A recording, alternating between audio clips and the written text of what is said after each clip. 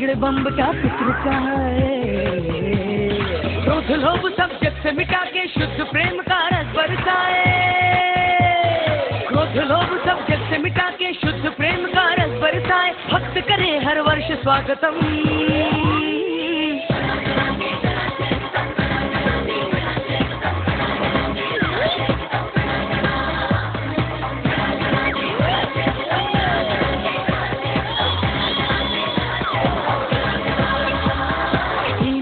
में पूजा जाए, अगड़े बम्ब का पुत्र कहा है।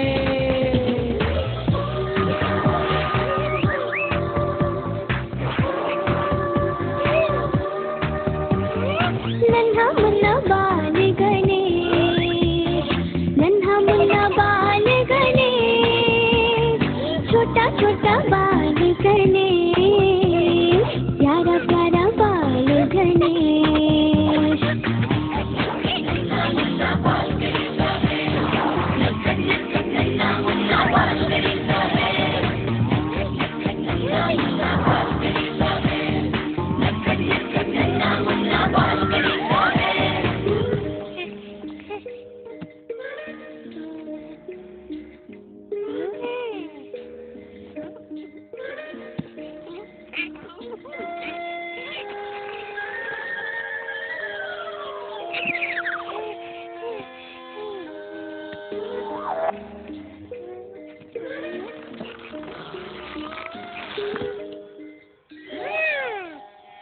वक्रतुंड महाकाय सूर्यकोटि समप्रभ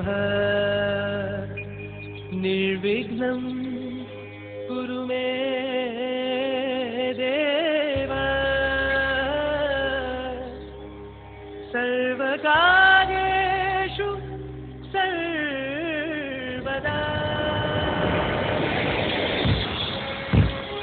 हमारी कहानी शुरू होती है हिमालय के सबसे ऊंची पर्वत कैलाश पर्वत से।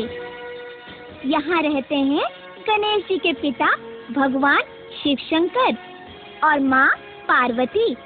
शिव जी के सबसे बड़े सेवक नंदी बैल हैं और उनकी बड़ी सी गणों की सेना है।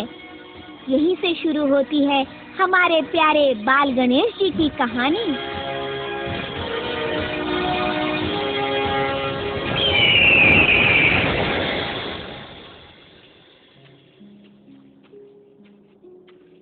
एक बार माँ पार्वती ने नंदी से कहा, नंदी, मैं नहाने अपने महल में जा रही हूँ। जब तक मैं आज्ञा न दूं, किसी को भी महल के अंदर मत आने देना। जो आज्ञा माते।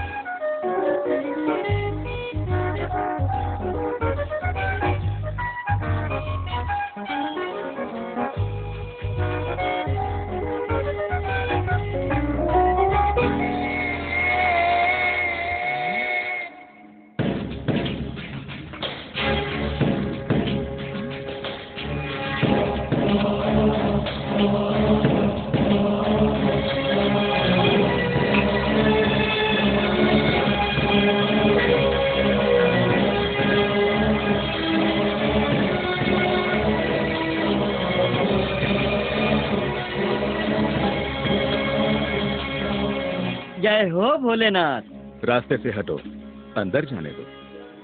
क्षमा करें प्रभु, माँ पार्वती ने कहा है कि किसी को भी अंदर ना आने दें। अरे मूर्ख, ये आदेश औरों के लिए है। मैं तो उनका पति परमेश्वर हूँ। परे हट।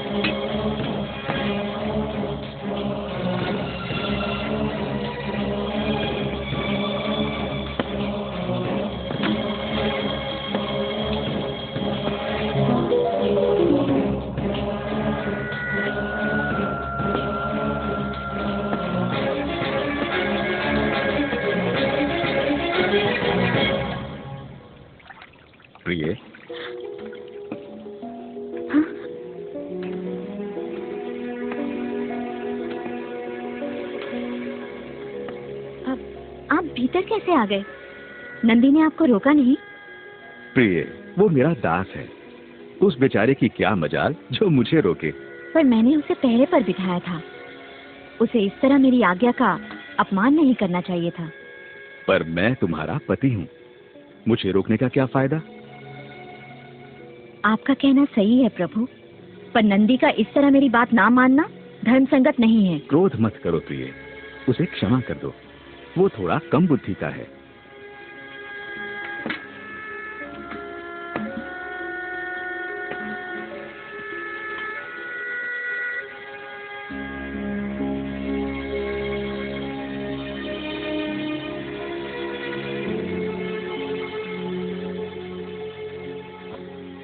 नहीं, ये नंदी ने ठीक नहीं किया।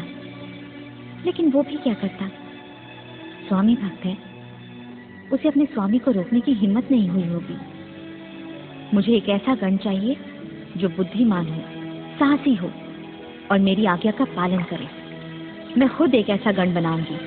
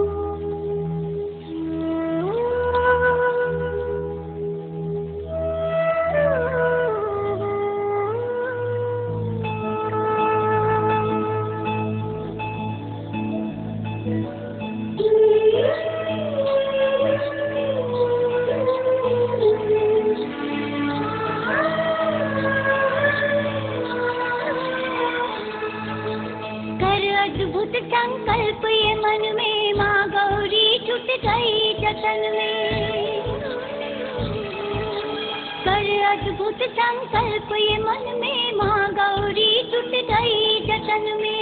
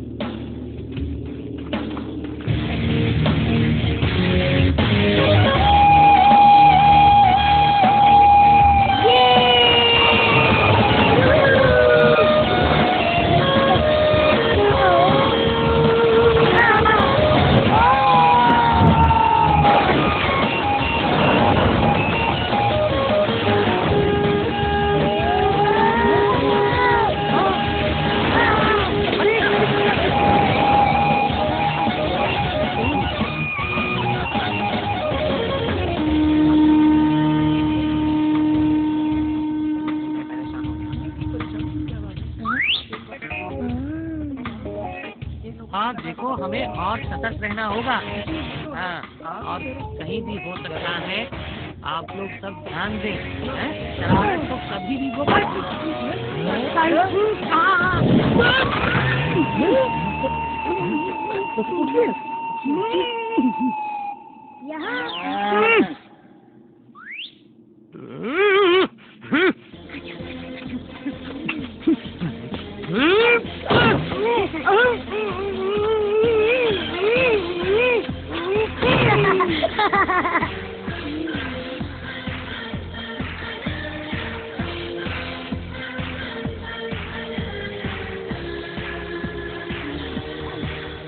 गणेश, पुत्र गणेश। जी माँ।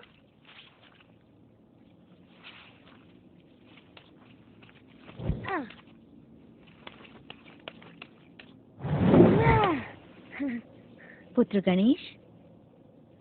जी माँ। देखो पुत्र, मैं स्नान गृह में स्नान करने जा रही हूँ। तुम द्वार पर बैठो और जब तक मैं ना कहूँ किसी को भी अंदर मत आने देना। जो आज्ञा माते, मैं किसी को भी अंदर आने नहीं दूंगा। आप निश्चिंत होकर स्नान करें। कहीं खेलने में भूल तो नहीं जाओगे? नहीं माँ, आप चिंता ना करें।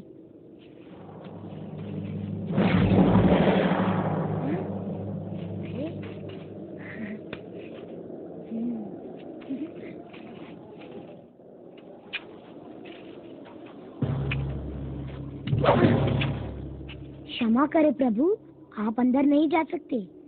नन्हे बालक, तुम कौन हो और मेरा रास्ता क्यों रोक रहे हो? मैं गौरी पुत्र गणेश हूँ और माता के आदेश का पालन कर रहा हूँ। उनका आदेश है कि जब तक वो आज्ञा ना दे, किसी को भी भीतर आने ना दिया जाए। गौरी पुत्र, तब तो यह आदेश मेरे लिए नहीं है, क्योंकि मैं गौरीपति शिव शंकर हूँ।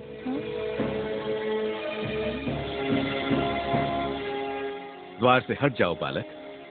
कदापि नहीं। जब तक माँ आज्ञा नहीं देती, मैं किसी को भी भीतर जाने नहीं दूंगा। जिद मत करो नादान बालक, सामने से हट जाओ। ये असंभव है। देखो, तुम मेरे क्रोध को नहीं जानते। रास्ता छोड़ो, वरना परिणाम अच्छा नहीं होगा।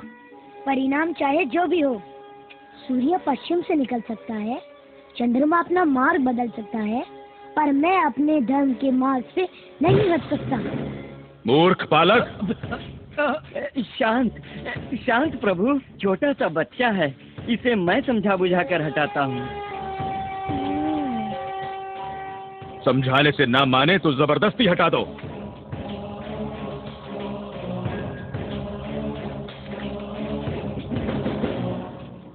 बालक गणेश, तुम मेरे स्वामी का गुस्सा नहीं जानते। बातें मत बनाओ। हिम्मत है तो मुझे हटा कर दिखाओ। मुझे मत ललकारो बालक। डरपोक हो तुम, डरपोक। ऐसी बात है तो मेरी शक्ति का सामना करो।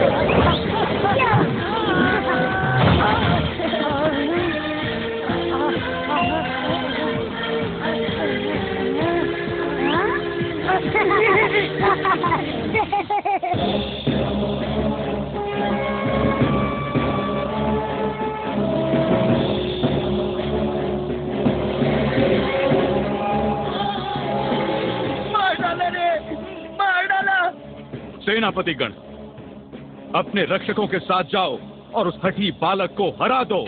जो आज्ञा प्रभु। चलो। हो रहा।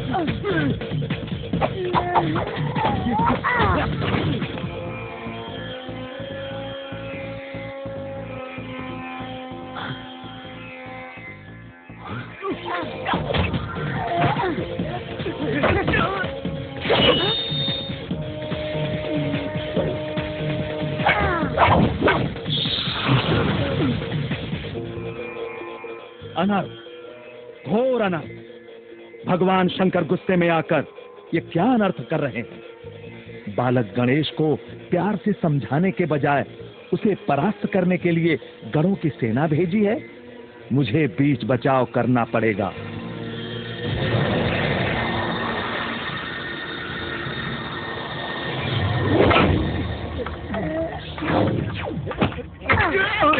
रुको!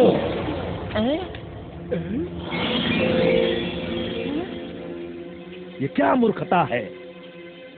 एक अकेले बालक से इतने सैनिक लड़ रहे हो? पीछे हटो।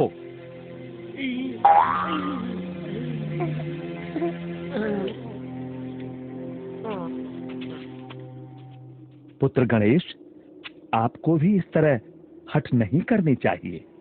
हट मैं नहीं, पिताजी कर रहे हैं। तुम्हें पिता की आज्ञा का पालन करना चाहिए। मार्ग से हट जाओ। पिता की आज्ञा का पालन करूंगा तो माँ की आज्ञा का क्या होगा?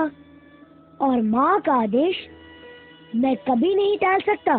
जिद मत करो, बड़ों की बात मानते हैं। द्वार से हट जाओ। मेरे लिए सबसे बड़ा स्थान माँ का है, मैं नहीं हटूंगा। इसे युक्ति से हटाना पड़ेगा, अन्यथा यदि भगवान शंकर को क्रोध आ गया तो अनर्थ हो जाएगा। देखो बालक, मेरी बात मानोगे तो तुम्हें पुरस्कार दूंगा। पुरस्कार का लालच देकर आप मुझे बहलाना चाहते हैं? ये आपको शोभा नहीं देता ब्रह्मदेव। मुझे दीक्षा मत दो बालक, हट जाओ, नहीं तो। आप डराने लगे, परंतु मैं डरने वाला नहीं हूँ। इसे वश में करने के लिए बल प्रयोग करना पड़ेगा। तुम्हें दंड देना ही पड़ेगा।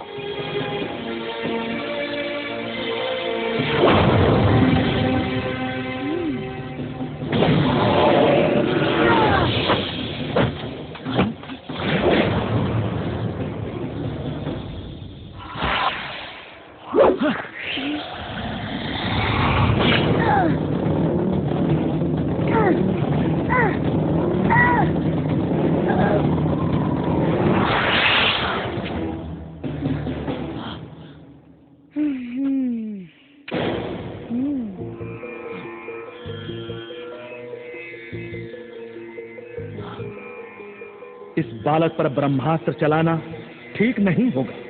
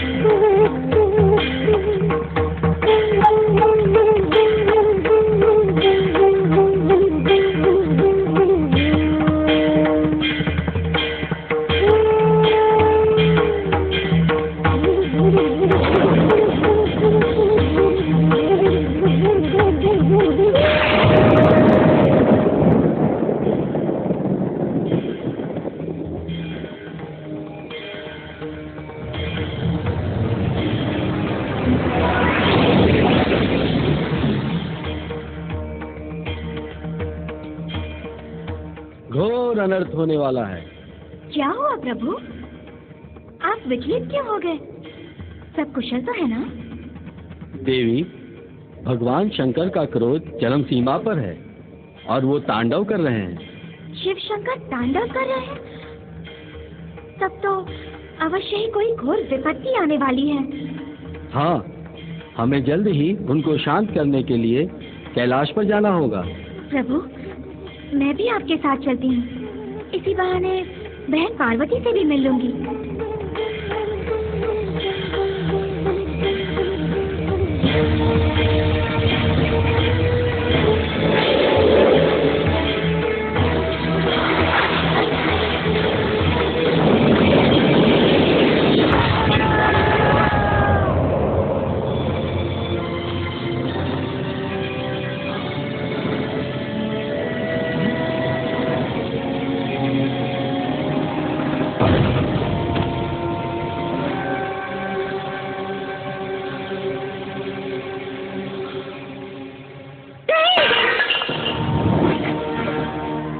स्वामी ने मेरे पुत्र का वध कर दिया।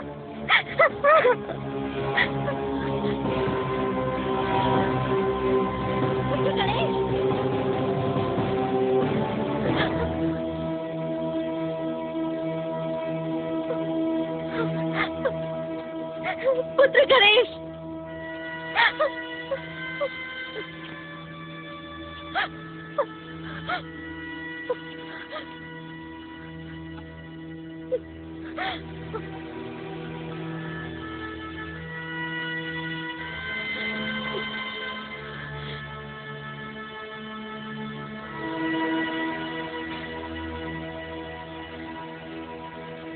ये आपने क्या किया प्राणनाथ? क्रोध में अपने ही पुत्र का वध कर दिया और आप सब देवगण चुपचाप खड़े ये तमाशा देखते रहे। किसी को इस नादान बालक पर दया नहीं आई? क्या एक नन्हे से बालक को हराना इतना जरूरी था कि सभी देवता यहाँ इकट्ठे हुए हैं? बोलिए, आप सब चुप क्यों हैं? शांत हो गया आपका क्रोध इस नन्हे से बालक के प्राण लेकर? नहीं हुआ तो मेरे भी प्राण ले लीजिए। मुझे अपना पुत्र वापस चाहिए, जीवित। आपको इसे प्राण दान देना होगा, अन्यथा मैं भी यहीं प्राण त्याग दूंगी। ये आप क्या कह रही हैं देवी? मैं न्याय मांग रही हूँ। मेरा पुत्र निर्दोष था, वो मेरी आज्ञा का पालन कर रहा था। क्षमा करें देवी, ये असंभव है। तो मेरा जीवित रहना भी असंभव है। यदि इसी समय मेरे पुत्र को पुनर्जीवित नहीं किया गया तो मैं भी प्राण त्याग दूंगी। आपने क्रोधवश अपने ही पुत्र का वध कर दिया भोलेनाथ। अब आपको देवी पार्वती का आग्रह स्वीकार कर बालक गणेश को जीवन दान देना ही होगा, अन्यथा उनकी क्रोध की अग्नि सारी सृष्टि को तहस नहस कर देगी। वास्तव में देवी पार्वती का आग्रह अनुचित नहीं है। क्रोध में आपने जो अनुचित कार्य किया है उसका यही प्रायश्चित हो सकता है भोलेनाथ। अहंकार त्याग कर देवी पार्वती की प्रार्थना स्वीकार कीजिए भोलेनाथ। ये संभव नहीं है।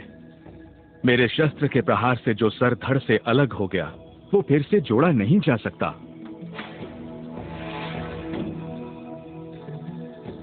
तब तो एक ही उपाय है, किसी और बालक का मस्तक जो आपके शस्त्र से ना काटा गया हो, बालक गणेश के धड़ से जोड़ा जा सकता है।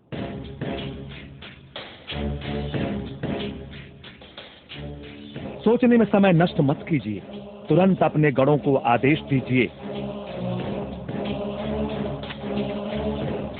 जाओ, किसी ऐसे बालक का सर लेकर आओ जिसका चेहरा उत्तर दिशा में हो और जिसकी माँ अपने पुत्र की तरफ पीठ करके सो रही हो। जो आज्ञा प्रभु। देर मत करो, अगर समय निकल गया तो ये कभी जीवित नहीं हो पाएगा। जो आज्ञा। चलो।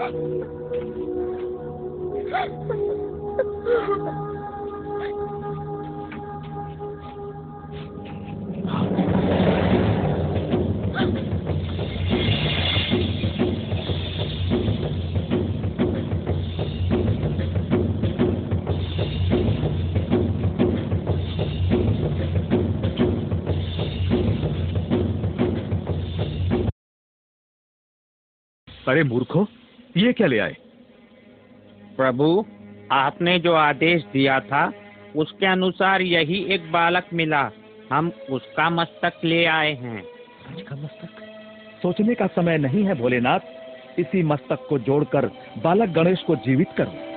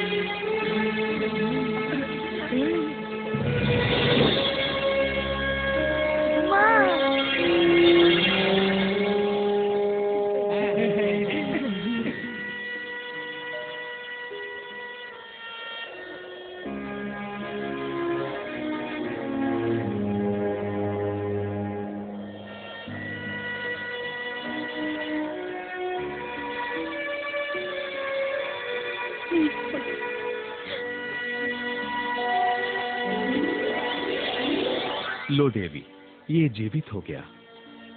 आपने इसे जीवित तो कर दिया प्रभु, परंतु इस रूप में इसे देखकर सब इसका मजाक उड़ाएंगे। चिंतित मत हो प्रिय, ऐसा कुछ नहीं होगा। मैं इसे वरदान देता हूं कि युगों युगों तक लोग इसकी पूजा करेंगे। ये अद्भुत बालक पृथ्वीवासियों का कल्याण करेगा।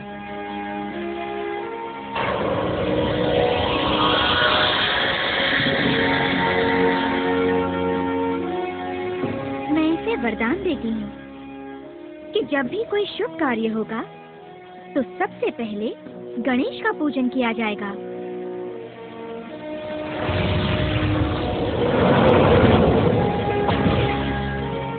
ये बालक विद्या और बुद्धि का दाता होगा। हर मंदिर और घर में इसकी स्थापना की जाएगी। लोग इसे हमेशा लड्डुओं का भोग लगाएंगे।